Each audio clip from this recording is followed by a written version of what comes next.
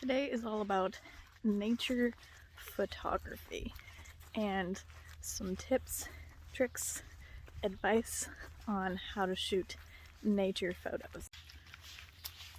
This one's going to be a little shaky just because I am hiking and it's on my phone and I didn't think this one through, but it's a beautiful day.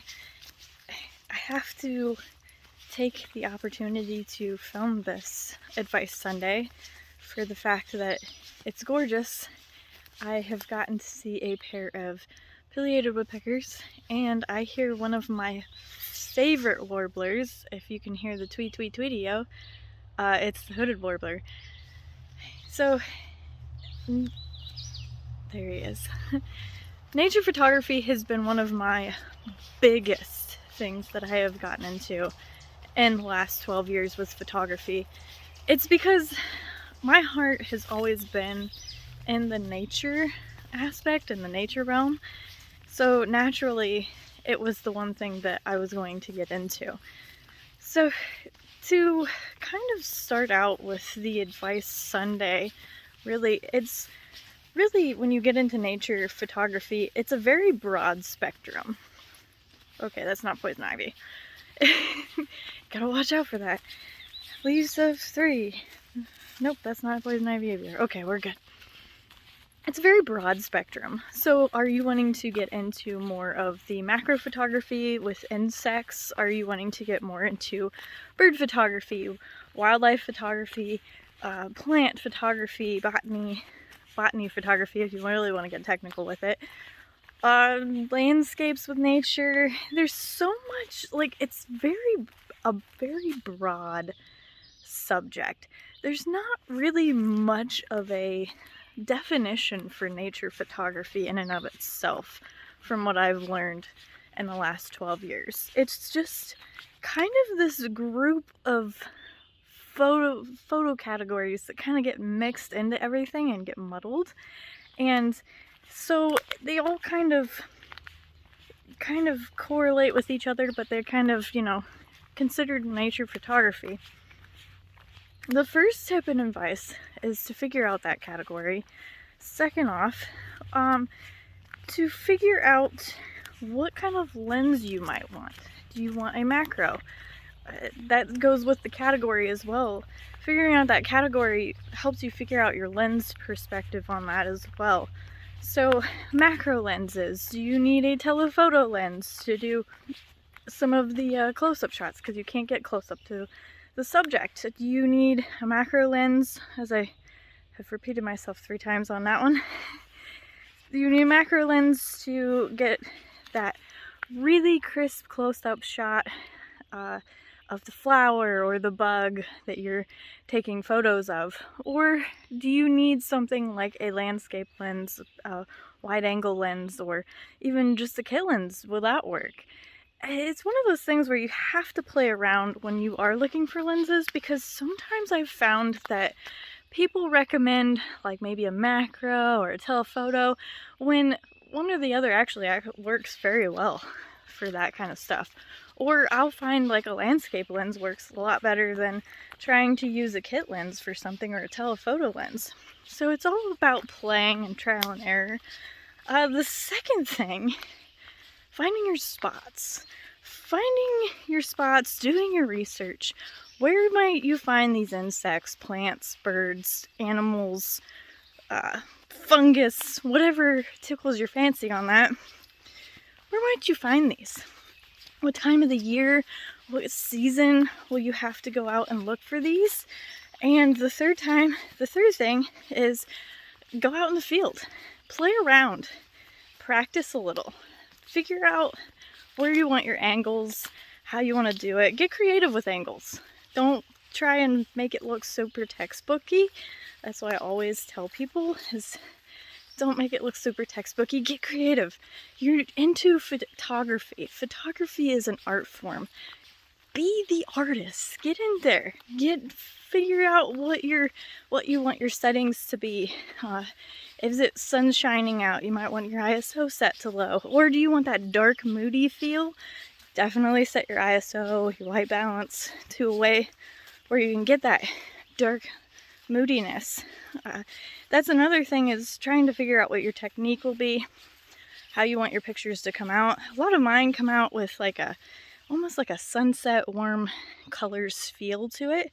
Now my brother, on the other hand, he is very into floral photography.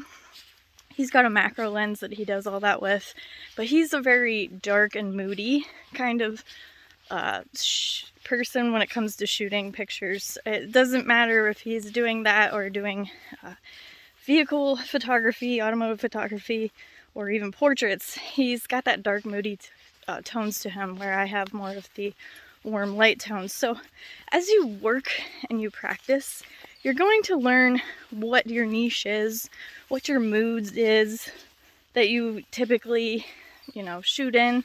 You're going to learn all of that. Now just know, when you do go out in the field, if you're looking for insects, wildlife, even sometimes flowers, you might not find them that day. It might be a dud, or you don't get the camera focused well and you thought you did, or, it wasn't there, you couldn't find it, you've been there for 3 hours, and that's okay. Trust me, it sometimes happens. When we went out west, for example, this past time, I really wanted to see an American Dipper. And I went to all the habitat places that I knew where American Dippers were going to be, and never saw American Dipper. I did see, however, a Harlequin duck. I saw a whole posse of them, so that was kind of a nice surprise. And sometimes you will have those surprises. You'll be looking for something, and then all of a sudden you find something else that you might want to look for. So play around with it. Definitely, you're not going to have those days that are perfect all the time. Make sure with editing, sometimes you can get some that's out of focus, or some pictures that just kind of are fuzz blurry. And I always love to play around with them when I edit, because sometimes those are the coolest pictures that you can get going on that. And my goodness, there's a lot of multiflora rose through here. So that's another one of get creative, especially when you're editing. Pay attention to what you're doing here. You most of the time want some crisp pictures, but sometimes the blurry ones turn out really cool, or you can make it work. I mean, I've done it with pelican pictures where they were just far enough away you couldn't tell how that fuzz of blurriness on them. And lastly, because I'm going to make this quick, it's tick season and it's mosquito season. Make sure you are wearing the appropriate bug spray for all that, and clothing. Make sure you are abiding by trail rules. Stay on trail paths if you're going out and doing that. When you are looking for your nature photos, make sure you are abiding by state park rules, national park rules, wherever you are. And have proper etiquette. Don't go picking up salamanders or picking up bugs and stuff like that. Sometimes when we disturb wildlife, it's not good for them and it kills them. We're not meaning to do that, but sometimes that happens. So we want to keep their distance, keep our distance, and make sure we are being friendly, being respectful, and not damaging the ecosystem around you while you're taking photos. I never really pick up a salamander when we go to the Smokies. We picked one up with a stick though one time. He actually latched on. It was really cool. But the oils in our skin actually dry them out, and that's why I don't pick up salamanders half the time.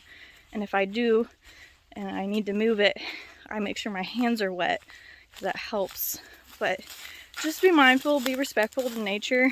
Make sure we're not destroying it while we're taking photos, because that's been a big thing, especially with people getting more and more outside now, is that a lot of our wildlife places are starting to get overburdened and and starting to get destroyed because people aren't being respectful, aren't being mindful. They don't know, they don't understand the rules sometimes, they don't educate themselves, and then things get ruined and regulations start happening, and then nobody can enjoy that place because, you know, somebody had to ruin it for everybody. A good example of that is Max Patch over in the Smoky Mountains. You used to be able to camp there, but back in 2020 there was a group of campers that went through and they just trashed the place. They left so much trash.